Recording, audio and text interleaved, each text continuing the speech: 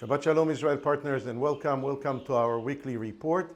And today I want to speak about the situation in Israel right now, as we are, some sources are saying, getting closer to some kind of a deal between Israel and Hamas concerning the release of the Israeli hostages and bringing some kind of a ceasefire in Gaza, while Joe Biden was speaking also with the Prime Minister of Qatar and with the President of Egypt, trying to use some leverage that they have over the Hamas to bring them to the negotiating table. Benjamin Netanyahu met with some of the released hostages from former deals that they did with Hamas, and some of their family members are still captured in Gaza.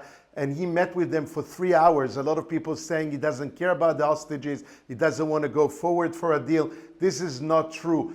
Even some of those families, I mean, of course, there's always people with criticism, and of course, you cannot judge people when their loved ones are captured in the hands of these animals, vicious animals of Hamas.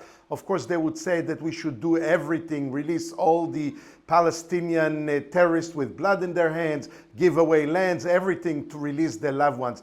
But when you are looking at the situation and seeing what's on the table, you realize and understand that Israel was willing to go very, very far in order to compromise with the Hamas and give away some of the assets that Hamas needed and wanted, and also retreat from some lands and areas in return, of course, for the Israeli hostages to be released. But the story is that you don't even get from the Hamas the lists of who's alive and who's dead. They're still waging a war, a psychological war over Israel. They don't want to compromise about anything.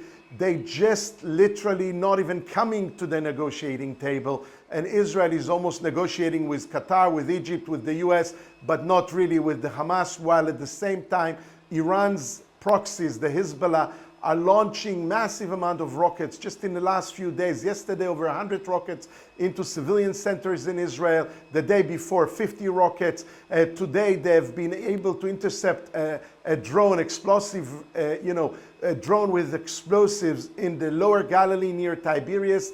They're expanding the range of their attacks over Israel, and Israel is still holding our horses. We're still trying to get into some kind of a deal with the enemies of Israel, so we will be able somehow to get out of this situation when our people, our men and women, children, families will be released and come back to their homes after they have been kidnapped so brutally by the Hamas on October 7th.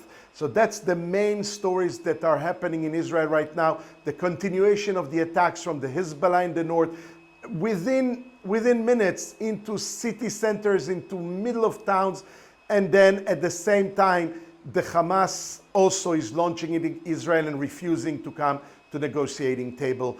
A lot of you are asking me, how can we help? How can we support Israel? How can we stand in with Israel, even financially? And what I'm saying to you is right now, talk to your pastor, talk to your leader, to your spiritual leader. They know how to help and support Israel. I love you a lot. Shabbat Shalom. Bye for now.